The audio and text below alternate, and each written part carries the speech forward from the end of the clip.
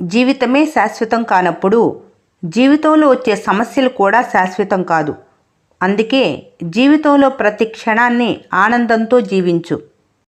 మనిషి భూమిపై తన ధనాన్ని లెక్కిస్తూ ఉంటాడు. నిన్నటికి ఈ రోజుకి నా ధనమెంత పెరిగిందని. పైనుండి దేవుడు నవ్వుతూ మనిషి ఆయుష్ లెక్కిస్తూ ఉంటాడు. నిన్నటికి ఈ రోజుకి నీ ఆయుష్ ఎంత తరిగిందని. ఒకరి జీవితం కోసం నువ్వు పాటు పడకపోయినా పర్వాలేదు, కానీ వెన్నుపోటు పొడవకుండా మాటలు అనకుండా ఉంటే చాలు. ధనవంతుడు కావాలన్నా పేద జీవిగా మిగలాలన్నా నిర్ణయించేది యవ్వనమే. జీవితం అనే పుస్తకంలో కాలం అనే పేజీలను చదువుకుంటూ వెళ్ళటమే. ఏ పేజీలో విషాద క్షణాలున్నాయో, ఏ పేజీలో ఆనంద క్షణాలున్నాయో చదివితేనేగా తెలుస్తుంది. నీ ఉద్యోగం, నీ హోదా, నీ పలుకుబడి, నీ ధనం కొంతకాలం వరకే ఉంటాయి. నీ శరీరంలో కూడా నీ మాట వినని రోజు అంటూ ఒకటి ఉంటుంది, జాగ్రత్త.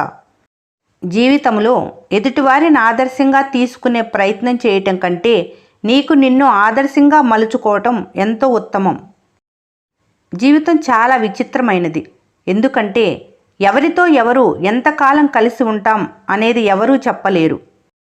మీకు ఉన్న ఓడిపోతాను అనే భయం మిమ్మల్ని సగం చంపేస్తుంది. గెలుస్తాను అనే లక్ష్యం ఎంత పెద్దదైనా చివరి వరకు పోరాడేలా చేస్తుంది. మీ జీవితంలోకి ఎవరు ఎప్పుడొచ్చారు అన్నది కాదు, ఎలాంటి పరిస్థితుల్లోనైనా మీతో ఎవరుంటారు అన్నది ముఖ్యం. ఏడుపు వచ్చినప్పుడు ఒక్కరే ఏడవాలి. నవ్వు వచ్చినప్పుడు నలుగురిలో నవ్వాలి. అందరిలో ఏడిస్తే నాటకం అంటారు, ఒక్కరే నవ్వితే పిచ్చి అంటారు. జీవితమే ఒక విచిత్రం. జీవితంలో ఎదగాలి అనుకునేవాళ్ళు అవకాశాల కోసం వెతుకుతారు. ఉన్న స్థానం చాలు అనుకునేవాళ్ళు కారణాల కోసం వెతుకుతారు. ఏ ఆలోచన లేకుండా ఉండేవాళ్ళు త్వరగా ఎదగటానికి పక్కదారులు వెతుకుతారు. ఓనమాలతో మొదలైన అక్షరాలు మనిషి జీవితాన్నే మార్చేసే గెలుపు మెట్లు. చదువు సంస్కారాన్ని నేర్పుతుంది, విజ్ఞానాన్ని అందిస్తుంది, నలుగురిలో విలువ పెంచుతుంది, నీ జీవితానికో దారి చూస్తుంది, నీ కోసం ఓ గమ్యం ఏర్పరుస్తుంది.